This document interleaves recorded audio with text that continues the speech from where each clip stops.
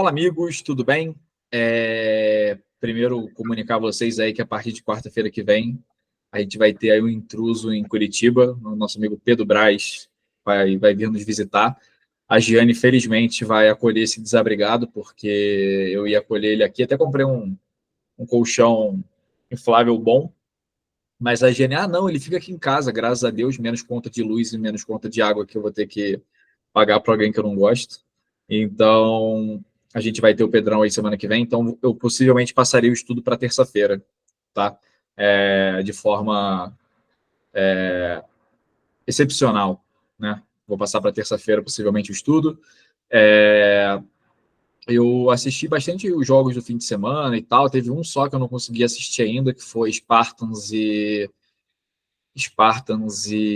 Como é que é o nome do time? Ghost Ship. Eu confesso que eu não consegui assistir ainda porque eu acredito que do que tinha para ver um jogo de 60-0 realmente talvez não fosse o que eu mais precisasse gastar 20 minutos da minha vida, tá?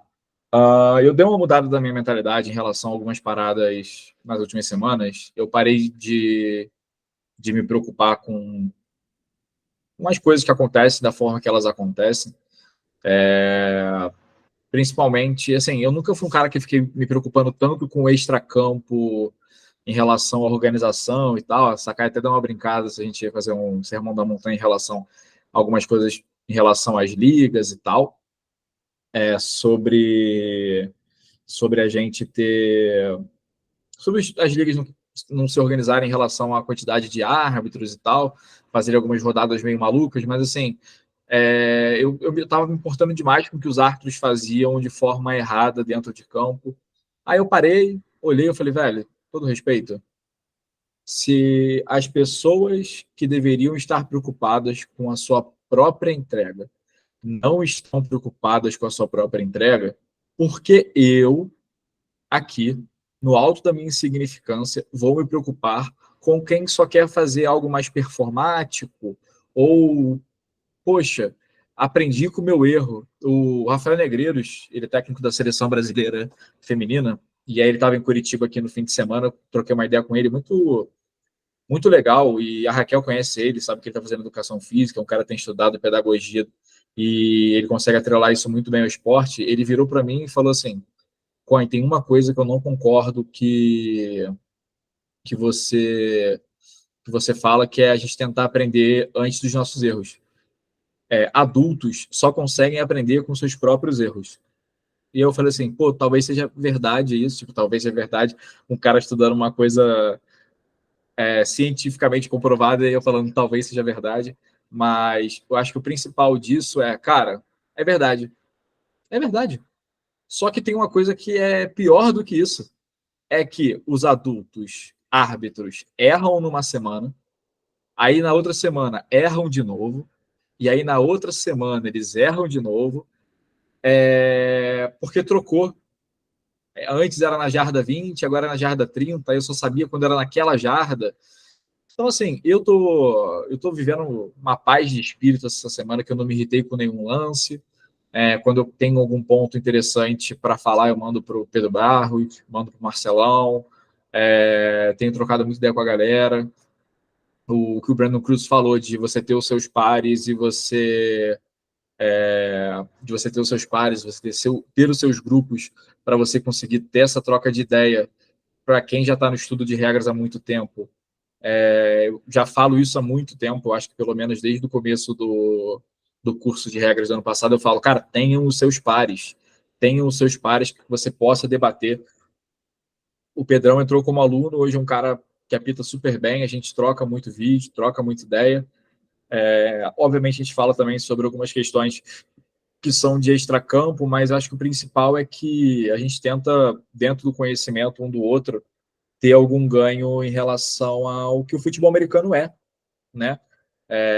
Tem um lance que eu vou colocar hoje que eu achei super legal. Eu falei, nossa, acho que talvez seja um vídeo legal, assim, a galera da PAEF até debateu essa semana isso sobre referência de passe e tal. Cara, legal, sabe? Ter debates mais aprofundados. E aí, não quero ser repetitivo no que eu vou falar. Gente, árbitra de futebol americano não se sustenta só sabendo marcar DPI, marcar holding, marcar offside.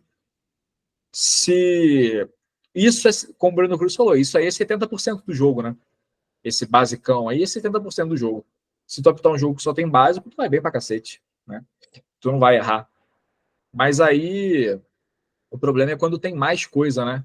E aí fica um jogo de empurra. Ah, não, eu vou deixar para quem é mais experiente do que eu. Eu falei com o Pedrão hoje sobre o Felipe Ferreira, que eu acho que é um moleque que esse ano vai chegar em dezembro afiadíssimo e tal. E para mim, a única coisa que ele vai ter que melhorar nesse processo talvez seja como ele vai lidar com situações excepcionais. E, com todo respeito, é o processo. É o processo. Às vezes, no começo, você pensa numa 6-3-13 sem o 6, tá ligado? Tipo, porra, teve um chute que foi bloqueado, não cruzou zona neutra, e tu quer botar 5 jardas depois, calma, sabe? Tipo, cara, faz super parte do processo. Tipo, esse tipo de pensamento não é o tipo de pensamento que você fala, caralho, que moleque burro. Não, é o cacete, cara. Ele tá quase lá. Ele tá quase lá. Ele tá vendo o que tá acontecendo e aí ele vai conseguir dar aquele punch de sair do básico, sabe? Ele não vai, tipo assim, se o Felipe Ferreira for apitar um dia com um referi menos experiente, ou talvez com menos conhecimento que ele, talvez o Felipe já seja o suporte pro cara, sabe? Poxa, teve um jogo que o Felipe pode ter falado pros caras, ó, vamos aplicar uma parada e aplicou errado. Irmão, pelo menos o moleque teve coragem. Coragem. Porque, cara, coragem você não ensina. Coragem você não ensina. Regra você ensina. O problema é, a gente tem muita gente sem coragem e a gente tem muita gente sem conhecimento. E aí, quando a covardia encontra a falta de vontade, sai um dos piores árbitros possíveis para estar no campo de futebol americano. E o pior, deles estamos cheios. Então vamos seguir com o que a gente está acreditando. Eu acho que a gente faz um processo que é verdadeiro e um processo que é real. Então acho que a gente tem sempre que continuar fazendo tudo que a gente faz, porque eu acho que é de alguma forma bem feito. Perfeito, amigos? Compartilhando aqui a tela, temos bastante coisa hoje. Primeiro lance é um lance muito legal, tá? Aqui a gente vai ter essa jogada. Ela começa mais ou menos na jarda 27, se eu não me engano, tá? Esse quarterback vai ameaçar uma corrida. Ele vai até a jarda 25. Você vê que até os dois wings, eles começam a acompanhar esse jogador depois que ele cruza a zona neutra, ó. Olha como é que tem a movimentação do line judge aqui embaixo e a movimentação do head lineman lá em cima. Só que esse cara volta e aí esse cara faz um passe. Todo mundo sabe aqui que um passe, um jogador, depois que ele está ou esteve além da zona neutra, mesmo que ele volte depois e execute um passe, isto é um passe ilegal para frente, tá? Caso ele seja feito para frente. Só que veja só, neste momento aqui, olha este jogador bloqueando em campo aberto. Este jogador está bloqueando em campo aberto. E aí, isso aqui, minha amiga Raquel, posso contar com a sua colaboração? Não vou fazer perguntas, não. Vamos conduzindo juntos, pode ser? Pode. Raquel, a gente aqui claramente vai ter uma falta chamada pelos dois deep wings de passe legal para frente, já que esse cara cruzou a zona neutra e depois ele volta e faz o passe. Até aqui tudo bem? Tudo bem. Talvez, como deep wing, a gente tenha uma visão aqui de que está tendo esse bloqueio, correto? Correto. Porque esse cara é o mais aberto. Raquel, te dá uma sensação de que isso é uma OPI? Sim, me deu. Vamos usar, eu acho que o termo esteticamente, isso é uma API, né? Um bloqueio em Sim. campo aberto e a gente só vê o passe. Só que, Raquel, você como deep wing, você não sabe se esse passe foi feito atrás ou além da zona neutra, porque você está olhando a sua chave. Você só vai ver, como o pessoal fala do fluxo do jogo, você só vai ver a bola vindo na direção da sua parte do campo, né? E aí, para você imagina que isso é um passe legal para frente, né? Ok, certo. Tipo assim, olhando aqui, Kel, como é que você acha que poderia ser essa conversa quando você vai chegar no huddle, vamos imaginar. Felipe Ferreira, posso contar com a tua colaboração? Pode sim. Show, vamos lá. Raquel, você vai ser a deep wing dessa jogada. Tá. O Felipe vai ser o line judge que chamou o passe legal para frente. Tá? E eu sou o referi. Perfeito? Faz diferença a ordem que vocês vão me falar, as faltas que vocês viram, considerando que as duas são em bola viva? A ordem não. A ordem não. Mas a por aplicação... azar, então, aí que eu ia chegar. Por azar, pode ser que, se você falar primeiro, a Kel talvez vá tirar a falta dela. Só que se a Kel fala primeiro e depois você fala a sua, tudo bem. A gente não consegue fazer um exercício de futurologia. Não é assim que funciona. Quando a gente fala de ordem da ocorrência, é bola viva, bola morta. Né? Ou em bola viva, como nesse caso não teve troca de posse, antes da troca de posse, depois da troca de posse e bola morta, sabe? Só que nesse caso, não tem como a gente fazer um exercício de futurologia. Então vamos supor, Felipe, que você veio primeiro com a sua penalidade. Como é que a gente lidaria com isso? Então, primeiro eu falaria que um passe legal para frente, porque ele cruzou a zona neutra e voltou para trás e fez o passe. Provavelmente a Raquel vai vir com essa OPI. Calma. E, de onde você aplicaria a penalidade e quantas jardas você aplicaria de penalidade? 5 jardas o ponto da falta. Perfeito. E perda de descida, nesse Perfeito. caso. Felipe, como a Raquel também tem uma falta, eu só queria saber se você ia dominar a aplicação, obviamente você dominou. O meu ponto ia ser só o seguinte: quando você passar a sua falta, ainda não passa a aplicação para a gente ver a da Raquel, para a gente ter basicamente aquela passar régua, né? Então, Kel, você manteria, por exemplo, essa OPI sabendo que ele teve um passe ilegal para frente? Então, manteria. Tá. Porque são 15 jardas do ponto anterior, e aí eu acho que para a defesa vai fazer mais diferença, né? Então, mas tem um detalhe aí. Interferências de passe só acontecem quando há um passe legal para frente. Entendeu? Verdade. Então, tipo assim, tem algumas coisas, né? Tem que ser um passe legal e tem que ser contra um recebedor elegível. Então, até se fosse uma DPI, por exemplo, de um cara que saiu de campo e depois toma uma pancada, se ele não se restabeleceu, não é uma DPI, por exemplo. Entende? Tem essas nuances que pegam meio. Então, a partir do momento que eu vi que ele deu uma falta por um passe ilegal, eu posso retirar minha flag. Você fala, pô, beleza, a minha falta era o OPI, como o passe dele foi ilegal, vamos ficar só com a falta dele. Ok. Tá bom? Aí anúncio. Como teve essa conversa, não precisaria, por exemplo, anunciar que não há uma falta por interferência de passe. Tá? Você pode. Você vai recolher a flag. Você não precisa fazer o sinal de tirar a flag, porque senão fica parecendo que todas as flags foram tiradas. Tá? Você só recolhe a sua flag e fala para o coach: Coach, eu ia dar uma falta de interferência de passe do ataque, só que o passe foi ilegal, então eu não posso fazer essa chamada. Perfeito? Perfeito.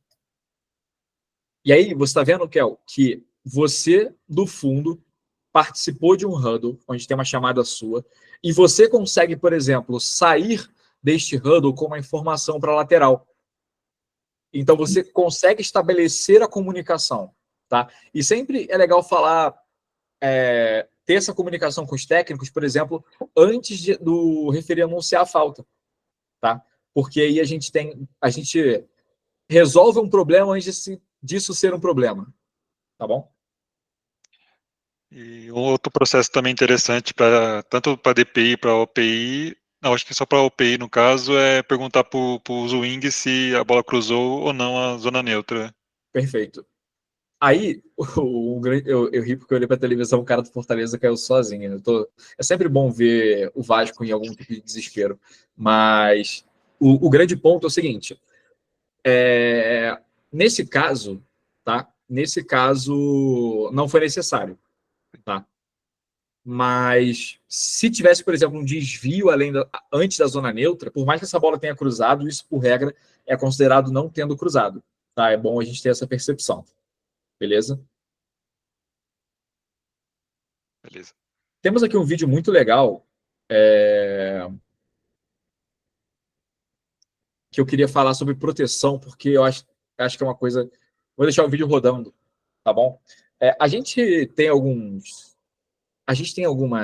dúvidas, e é uma dúvida que eu tinha até pouco tempo atrás, sobre o que é a proteção de um jogador com fair catch. A gente generaliza acreditando que a proteção do jogador do fair catch é apenas não tomar a porrada. Só que se a gente abraçar literalmente a palavra fair catch, é pegar de forma limpa a bola, ter posse limpa da bola. E olha o que vai acontecer aqui. Esse jogador do time de retorno vai fazer um sinal de fair catch, a gente vê a mão dele já no final do sinal. Este é um sinal válido, porque ele faz um sinal que é acima da cabeça, tá? E nesse momento aqui, ele faz um muff, tá? O que acontece? O que é a proteção do fair catch? Tá? Veja, vocês estão vendo que essa bola aqui está no ar ainda? Se este jogador agarra a bola antes deste jogador do time de retorno ter a chance de completar a clara recepção, seria uma falta por fair catch interference, nosso KCI. Tá? Nesse caso é o fair catch interference, é tudo KCI, né? Basicamente. Então tá. Só que, veja só, quando que essa proteção termina? Quando a bola toca o chão. Só que, veja só, eu quero dar outro exemplo. Sinal de fair catch. Vamos supor que essa bola, em vez de ter vindo para o chão, ela veio para frente aqui. E vamos supor que a bola está no final da seta que eu aponto. Nesse caso, a gente não tem mais a proteção. Por quê? Porque não é claro que esse jogador do time de retorno que fez o fair catch e fez o muff tem a chance clara de receber a bola. Entende? A proteção se estende quando ele tem a chance clara de receber a bola. Perfeito? Ficou claro o que é a proteção do fair catch? Aí você fala, Guilherme, me dê outro exemplo. Me dê outro exemplo. Vamos lá. Vamos supor que esse jogador não fez o sinal de fair catch. Se essa bola faz o muff, tá aqui numa área que esse jogador aqui ainda conseguiria pegar a bola. Só que esse cara pega antes, a bola vai ser do time A.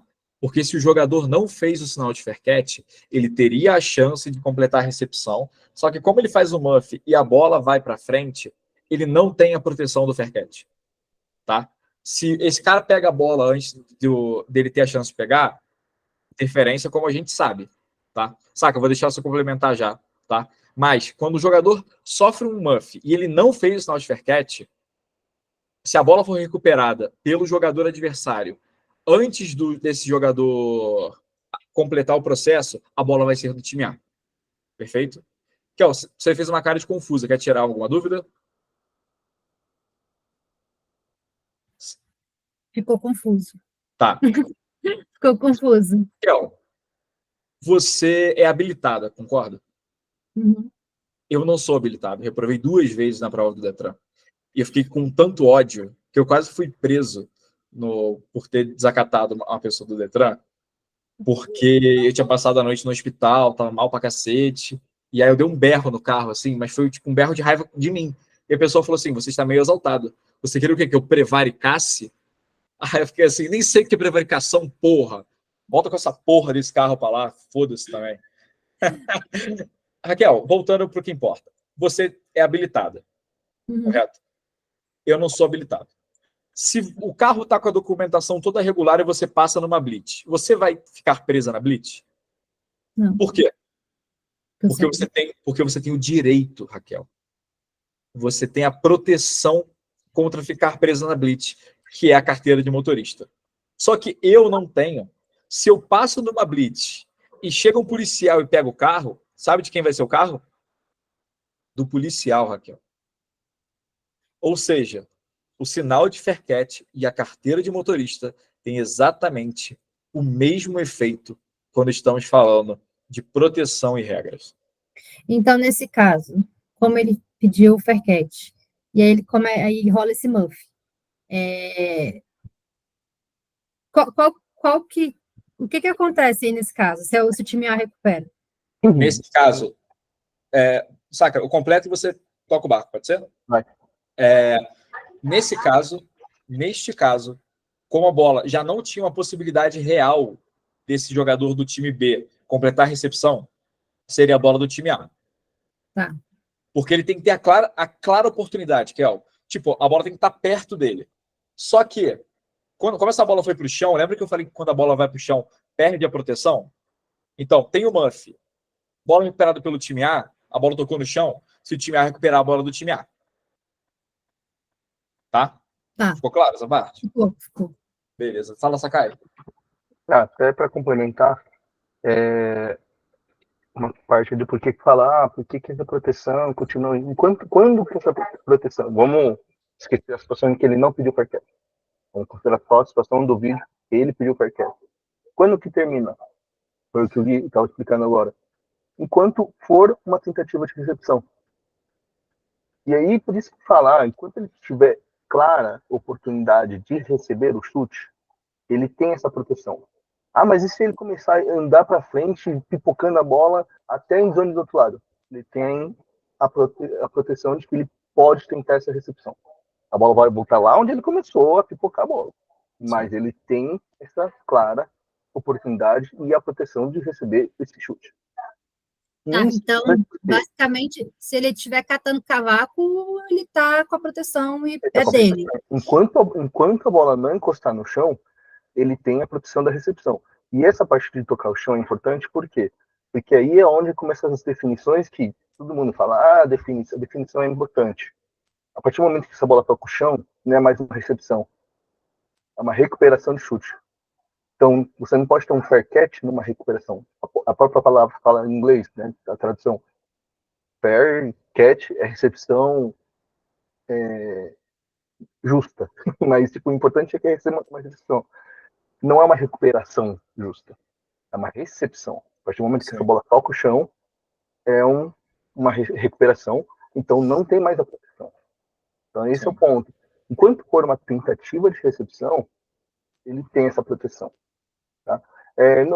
Mas não era isso que eu ia falar, não. O que eu ia falar é o seguinte, só lembrar alguma coisa. Caralho, não era isso? Não era isso. O que eu ia falar é o seguinte, lembrar uma coisa que você falou, aí é o que você falou, do time A ter a posse, né? Independente do fair catch, em todas as situações em que o time A poderia ter a posse legal dessa bola, é lembrar de que isso é um chute, então não pode ser retornado e avançado pelo time A. Perfeito. Tá? Tem que lembrar disso, porque em nenhum momento o time B teve posse. O time B cometeu um muff. Isso não é ter posse. Então, se o time A recupera essa posse, independente se o jogador está com o joelho, com perna encostando no chão, independente se ele toma um teco, a bola é morta no ponto que ele tem a posse. Porque não é um retorno, não foi um fumble, é um muff. Lembrar disso porque é uma coisa que acontece mais vezes do que a gente imagina. E se você permite esse retorno acontecer e você der um touchdown, você está dando 6 pontos, 6 ou 7 pontos, 6, 7, 8 pontos para o time que tinha o direito da posse, mas não tinha o direito de pontuar. Então você está realmente modificando o placar do jogo. Então é uma coisa que tem que tomar muito cuidado. Quer você tinha levantado a mão? Sim, se nesse momento em que a bola não tocou no chão ainda, ele está lá tentando recuperar a bola, o jogador do time A vem e acerta ele. Cacei do ponto da falta. Cacei do ponto da falta. Tá. Do ponto da falta ou do ponto do... Na verdade, do ponto da falta, né? Porque a falta acontece naquele ponto. Tipo assim, o que acontece? Se ele ganha o controle da bola e viraria uma posse, voltaria para o ponto onde ele faz contato primeiro com a bola. Só que o KCI sempre é do ponto da falta. Verdade. Por mais que esse jogador esteja bambeando a bola. Mufando a bola. Mufando é um bom nome. Amigos, temos um bom vídeo aqui. As gravações do Campeonato Pernambucano estão bem legais. Eles abaixaram a barra com os patrocinadores, ficou muito legal. É o seguinte, veja. Aqui é uma bola com snap na jarda 16. Todos concordam? Sim. E aí, o técnico do time B, ele vai além da jarda 20 para reclamar de alguma coisa. Puta, eu botei a barra lá em cima, né? Burro. Veja. O técnico sai da coaching box, vai além da jarda 20 para reclamar de alguma coisa. Isto é por regra, calma que eu vou chegar lá, meus rule bookers, isto é, por regra, uma falta por conduta antidesportiva. Um técnico nunca pode deixar a coaching box para reclamar de nada, à exceção do treinador sair da jarda 20, é para ele poder pedir um timeout, tá? Basicamente é isso. Jogo 27-7, eu só diria, coach, por favor, você não pode estar aqui se não for para pedir um timeout. Você pode voltar ao seu local de atuação? Você pode voltar para a coaching box, num tecnicanês mais claro? Se ele reclamar, aí você não tem o que fazer. Falta por conduta antidesportiva, você só vai ver se vai ser em bola morta ou em bola viva. Na verdade, vai ter que ser, por mais que seja em bola viva, tem que ser uma bola viva aplicada em bola morta nesse caso, tá? Beleza, a gente tem uma queda do Moisés, que ele estava como side judge aí. Poxa, fiquei morrendo de pena dele, porque depois ele fica com a mão nas costas. A queda foi com peso exatamente em cima de onde ele tinha feito a cirurgia na época que ele teve Covid e tal. Pô, muito, muito triste. E me lembrou um vídeo do Steve Shaw, que fala que tem vezes que não importa onde você vá, você não vai ter como se proteger. E se o Moisés tivesse ido para trás, para o lado, ele ia ser derrubado de qualquer jeito nesse lance. Porque o cara pega inteiro naquela parte do campo e qualquer local que ele tivesse por ali seria uma falta seria uma falta não, seria uma queda inevitável, tá? Dito isso, então só ficar atento com essa parte do técnico saindo da jarda 20.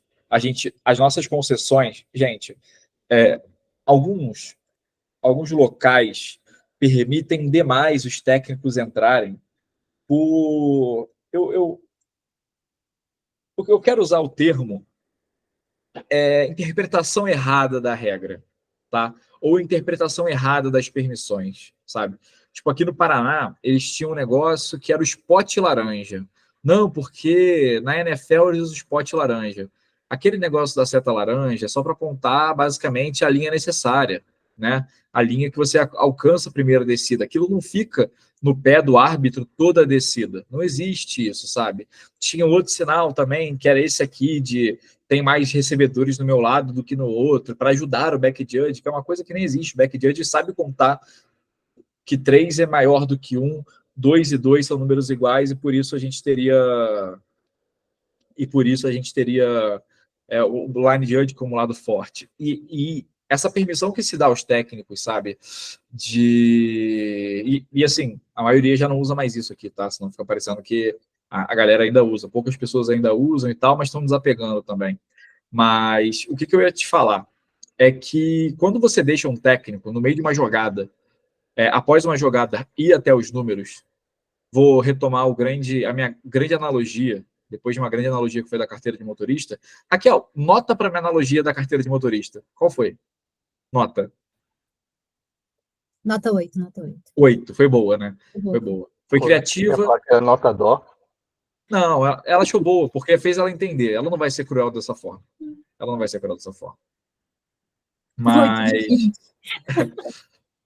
Mas o grande ponto é o seguinte: se você deixa treinadores entrarem até os números durante snaps, você está abrindo a porta para ele fazer o que ele quiser. Porque a concessão é 1, 2 passos dentro do campo, aí você fala coach para trás. Você deixa o cara até os números, os caras vão para o no-huddle, há um risco de ter um técnico dentro de campo na hora do snap. Ok? Não é isso que nós queremos. Kenny Aldon? Fala, Filipão. Só um ponto também, é que a coach box é até a 20, né? Parece que tá pintado antes, né? Não, acho.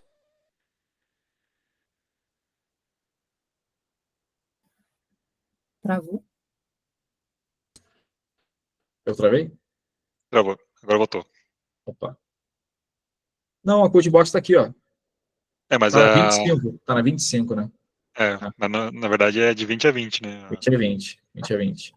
A gente Perfeito. descobriu que provavelmente não é só em São Paulo, então. Que Mas tem um manual correndo por aí de como pintar o campo que tá dizendo que realmente que é no 25. Então, tipo, fica aí o disclaimer, A dica, pessoal, não é 25, é 20. Ah, mas o campo tem 80 jardas, é 20. O campo tem 90 ou 100 jardas, é na 20, gente. E sabe o que é engraçado? Mas você sabe por que o motivo disso? Eu conto o motivo para vocês. Existe um manual de pintura da BFA que está desatualizado. Sabe onde está a coaching box? Na 25. Então, Aí toda vez da BFA. Bom. Bom, mas não tem como culpar a BFA. O cara que fez essa genialidade do negócio, ele não tá mais no futebol americano e ninguém tem o arquivo original para mexer, tá ligado? Só se meter, tipo, um leak paper, tá ligado? No Paint. E aí meter, tipo, 20, tá ligado? Mas, tipo, toda vez que eu compartilho isso, eu falo, galera, então, só a única diferença é que o Coaching Box aí tá 25, mas é 20 hoje em dia, tá? Ô, saca, a NCAA tinha chegado a botar na 15, não tinha, na pandemia? Negócio absurdo. Eu não lembro, cara. Eu sei que eles foram um dos primeiros a jogar, né? Sim. Bom, vamos lá. Aqui a gente vai ter mais uma situação de conduta esportiva que os caras acham que é igual futebol, que o banco de reservas vai todo comemorar com os caras. E aí, esse treinador da Point, meu amigo, e aí, com todo respeito ao Arcuri, o que esse cara deve ter atazanado o Arcuri, e atazanado no sentido do tipo, toda hora tem que ficar pedindo para ir para trás, porque o Arcuri vai posicionar, esse cara tá uma jarda do lado. Aí esse cara gosta de correr com o time. Cara, assim, com todo respeito, tá? Eu aprendi que o meu limite são 6 avisos antes de dar o primeiro aviso, entendeu? Então, no jogo do Gorilas não, do Indians, eu falei com Avengers. No jogo do Avengers, eu falei 6 vezes com o treinador, coach, por favor, para trás. Eu preciso desse espaço para trabalhar. Falei 6 vezes, aí na 7ª eu dei o aviso de lateral. Mas vamos lá. O Pedrão, você tá tão branco, velho, que não dá para saber o que é teu braço, tua cabeça, teu boné. Vamos pegar um sol aí em Cerquilho? Aproveitar essa onda de calor? Mas vamos lá. Aqui, os caras do banco virou festa. E aí, vamos ver o anúncio do Pedrão? Pedrão, quer que deixe seu anúncio ou tira? Porque esse não foi um anúncio legal. Felipe Ferreira, você quer expor seu referir? Cara, sabe que você é foda, Felipe? Você vira e abre o microfone e fala, meu referir é o JV. Nossa, ia ser muito top. Tá com som.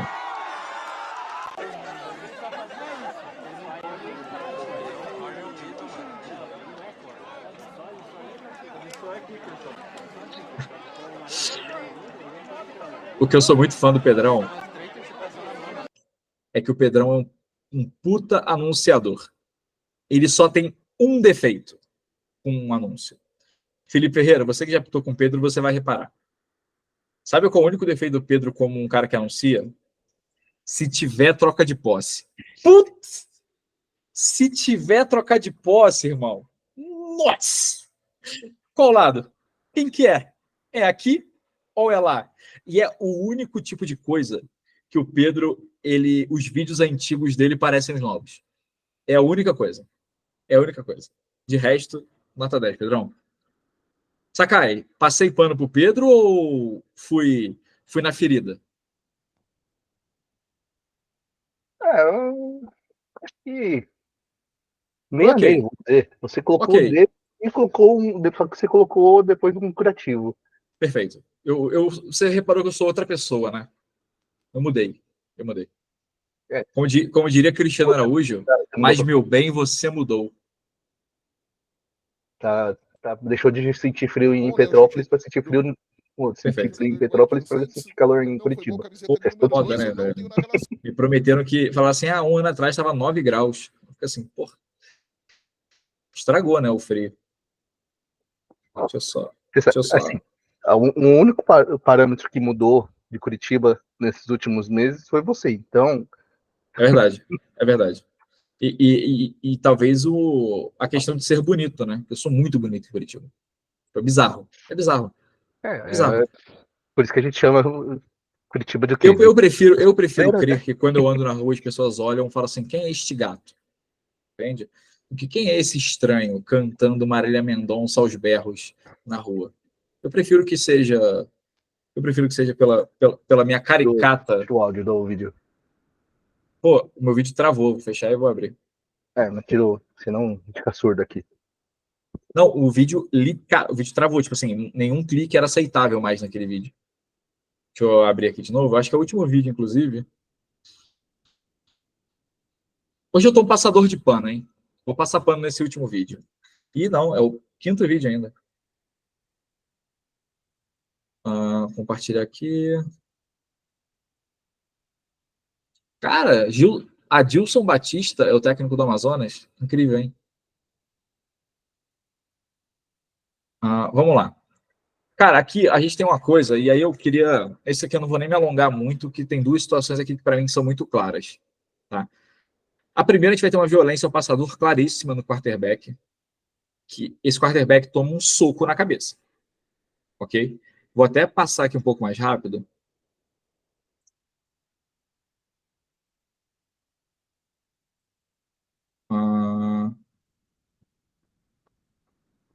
Aqui. Ele está tomando uma porrada na cabeça. Tá? Olha o movimento da cabeça dele. Isso para vocês parece um golpe também? A mim parece um golpe. Tá? E depois, eu coloquei essa situação aqui de uma possível interferência de passe, mas o que é muito legal é o seguinte. Saca, se você quiser vir comigo neste passeio, eu acharia incrível, ok? Seguinte, nesse momento, saca, você concorda comigo que esse jogador da defesa meio que está afunilando a rota do wide e parece um início de cut-off, de corte? Vou voltar um pouquinho antes, porque... Roda o vídeo sem parar. Tá parando. Tá. O início. Tá? Tipo, nesse momento, o wide ganha na rota. E aí, é o seguinte, nesse momento aqui, eles vão fazer um contato e parece que esse wide está sendo afunilado. Só que, veja, quando a gente acha que pode ser materializado uma falta, saca? Olha quem vai jogar a bola. Olha quem está jogando a bola. E olha quem faz a interceptação. Incrível, não? O timing é bem... É o limite, não é? Mesmo. É bem no limite. Cara, eu voltei esse vídeo tantas vezes, amigo, porque eu achei incrivelmente o limite da DPI. Porque na hora que a gente pode considerar que vai materializar a falta, ele joga a bola. Foda isso. Louco demais. Dentro de uma... Acho que o problema é que, assim, a gente não vai conseguir, infelizmente, chegar num 100% de concordância. Aqui entre nós a gente pode até chegar. Mas se alguém chegasse para mim e falasse, pô, mas teve o cutoff. No vídeo eu vou dizer que não. Mas em campo, cara. Perfeito. Concordo. Sabe por que eu concordo? Pelo simples fato, saca, de que a minha primeira chamada era DPI. Uhum. Se você ficar pausando e achar o limite que esse cara olha para a bola, você fica em paz. Você fala, não, beleza. O cara jogou a bola. Mas esse movimento da curva, do afunilar, de cortar a rota, é muito latente no começo. O fato do passe ser curto é que cria toda essa situação, né? Então, mas Sim. é isso, é o tipo de chamada que em campo é realmente 50-50, e assim, pode o pessoal achar ruim, pode achar qualquer coisa aí que eles queiram achar, mas esse é o tipo de lance que vai ser a interpretação dos árbitros ali na hora. Sim. Daquela planilha da IFAF é o marginal call, isso aqui. Não. Não, é o marginal. O marginal call é o... Se você chama ou não chama... Não, o marginal call é quando a chamada é correta, mas a gente não faria por filosofia. E qual que era o do fazer ou não fazer? Tanto faz. Não tem avaliação, porque se você tá certo ou errado, depende do ponto de vista, né? De qualquer forma, não tem como avaliar. Tipo, você está certo, você marcou, você está certo, você não marcou, você está errado, você marcou, você está errado, você não marcou. Cara, tipo, eu acho que tem um tinha negócio de lance difícil lá. Acho que Exato. é um lance difícil, aí se você acerta o lance difícil, você erra o lance difícil. Então, Mas tipo, Eu não acho que em avaliação a gente não avaliaria, mas é só questão mesmo de deixar claro que esse é o tipo de lance que, infelizmente, na hora o árbitro vai ter que estar muito atento para conseguir ter certeza de algo. Sim. E é isso. Mas tem uma muito coisa aqui que você vai avaliar, Sakai. Sabe qual é? É. Tanta movimentação do referee. Eu vi isso. Na hora que você começou o vídeo, a primeira coisa que me chamou a atenção foi isso. Eu falei, por que o referee tá correndo, tipo, Eu vou pra chamar trás? o Brazil Bowl 2023 Referee Official Brazilian Serquilho Boy, Pedro Barros, da piscina da... Tem fone, Pedro? Fala mesmo, Dog. Você quer explicar a movimentação do referee? Por que não é legal se movimentar tanto dessa forma? Ah, sim. Dois motivos, né? O primeiro é que você perde a tackle box, né? Sublime, sublime. Começou perdendo a tackle box já. Que E é sem uma jogada. necessidade, né? Porque o quarterback está estacionário quase na tackle box, né? É isso. Não tem risco à tua segurança. Sim. E um motivo mais avançado, assim, seria que é melhor você fazer uma chamada parada do que se movimentando. E tem um detalhe aqui, né, Pedrão? Veja assim, nesse caso, ó, nessa posição aqui, se ele fica parado nessa hash o tempo inteiro, ele teria visto o roughing the passer. Só que quando ele cai para dentro do pocket, ele fica com a cabeça do quarterback entre o jogador que faz a falta e ele. Então, o alvo do Sim. ataque, ele não vê. Sim. Ele não vê. Se fosse para se movimentar aí, o quarterback nem faz um recuo, né, grande. Mas até no manual de mecânica tá que quando tem um recuo do QB, você pode ir um pouco para trás, né? Mas aí você mantém a linha ali. Sim. Então, só tomarem cuidado em relação a isso, porque acaba sendo prejudicial em alguns pontos, né? Se tivesse um intentional grounding, e aqui perdemos um RTP também. O que a gente vive falando de questão de movimentação. Movimentar não é só andar ou só correr, não é isso. É movimentar com propósito. Perfeito, Sakai. Se você tem que ir para um lado, você vai. Se você tem que correr, você vai correr. Se você tem que ficar parado, essa é a sua movimentação. Ficar parado. Sim. E eu acho, Sakai, antes da gente... Vou deixar esse vídeo aqui rodando, mas eu queria levantar uma coisa. Você que é um... Posso chamá-lo de generalista, Sakai? Já que você faz todas as posições muito bem?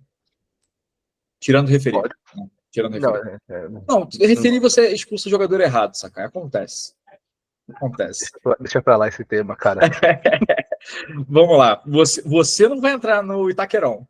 Você expulsou o cara da SP Tours. Você Deixa não pra vai. lá. Nem estacionamento, hein, Saca? Nem rodar de Uber nas imediações, hein, Saca?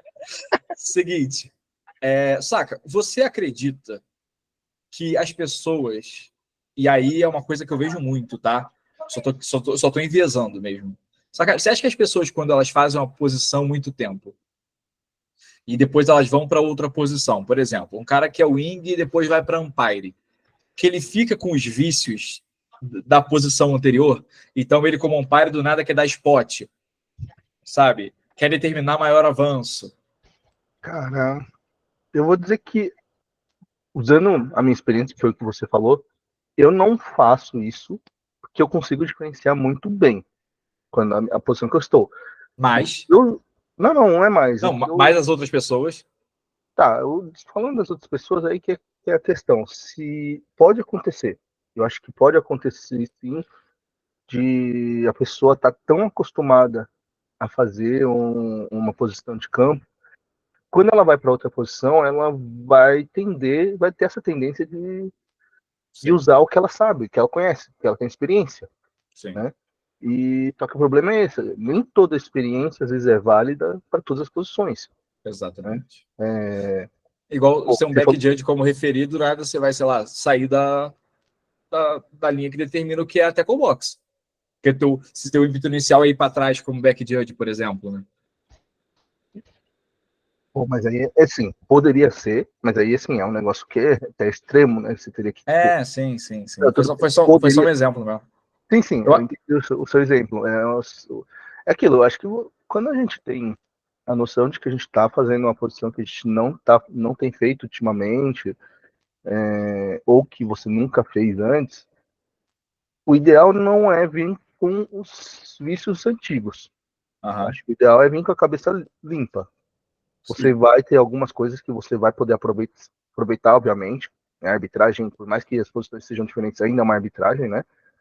Mas tem, por exemplo, controle de jogo, gerenciamento de jogo, essas questões, você, independente de onde você está em campo, você vai usar.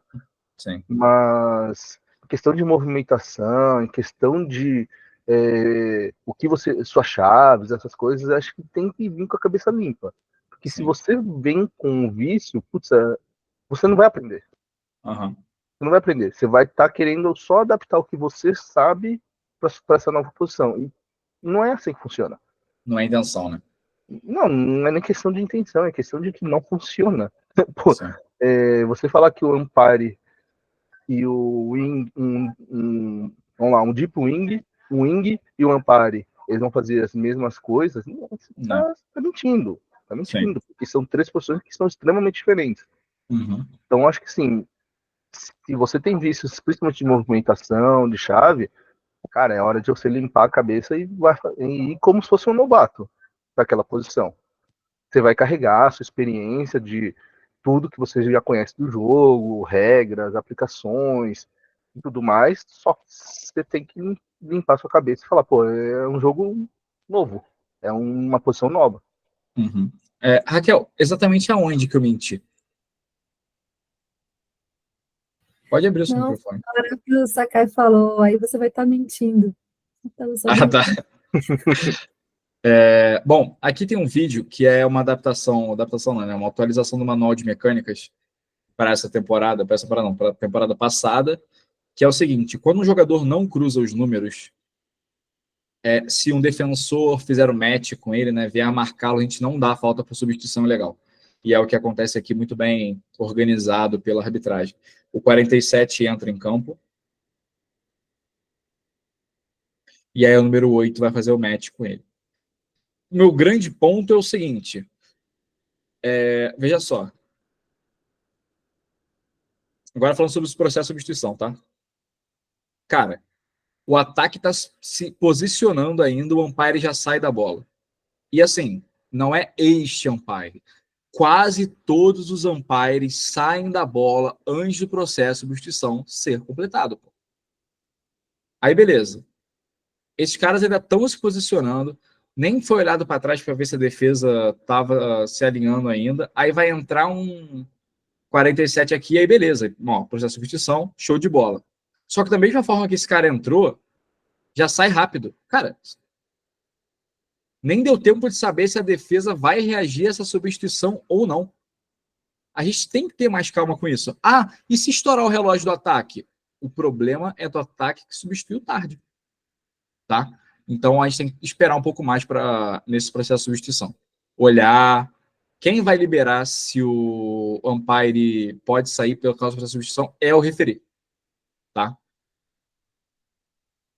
E aqui um último videozinho bem de boa, a gente só tomar cuidado em relação ao maior avanço para a gente acabar não se machucando, tá?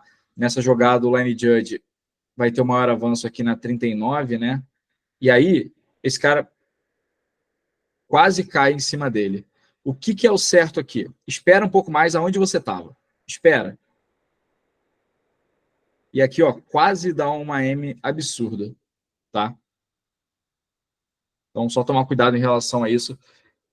O correto teve o maior avanço, espera, você já está mais recuado, espera um pouco, espera determinar onde esse cara vai cair ou se esse cara só vai ser arremessado para trás. Aí você vai e faz o sinal de relógio rodando ou o sinal de relógio parado, caso ele tenha começado a primeira descida. Até porque fica uma coisa, se você ver na mecânica pós-jogada, que ele acaba dando os costas pro jogador caindo, um monte de jogador caindo no lateral. Uhum. A gente já falou muito disso, não é aqui esse jogo específico, é uma coisa que a gente fala muito. Tem jogador caindo no lateral, gente, olha pro jogador. Sim. Quando você se posiciona, como foi aqui, e você vai pro spot e a jogada acaba atrás de você, no ponto que você deveria estar, Uhum. é realmente um negócio que fica até estranho mentalmente. Se acontecesse comigo, tipo, movimentei errado, fui para frente da jogada antes da hora, eu bugaria um pouquinho, justamente por isso, porque você tá tão, tipo, fora de posição ali, você fala, pô, peraí. Aí você vai pensar no processo e não tem como pensar no processo porque você já tá fora do lugar. Sim, com Então, certeza. assim, se ele fica no ponto que ele deveria estar, que aí vai no ponto snap, aí, que é exatamente onde ele está agora, né? Ele vai ver toda a jogada, todos os jogadores caindo na frente dele, ele vai esperar limpar tudo, e aí ele vai avançar para o ponto que ele viu que era o máximo avanço. Sim, e 26-0 nessa cara. Não tem assim, já não existe uma necessidade imediata de dar o spot com tanta velocidade. Isso se amplia no 26-0. Eu nem tinha visto o placar, mas assim.